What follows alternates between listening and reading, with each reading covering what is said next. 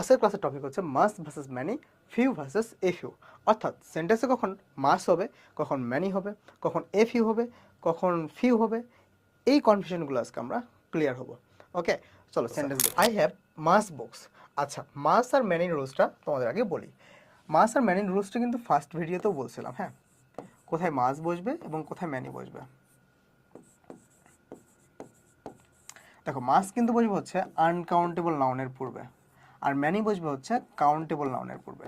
তাহলে এই সেন্টেন্সে নাউনটার দিকে তুমি খেয়াল করো, আই হ্যাভ মাস বুকস। বুকসটা কি?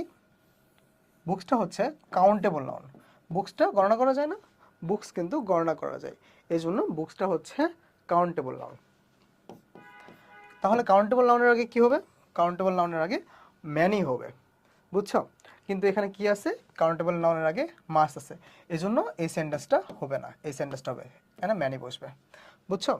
এটা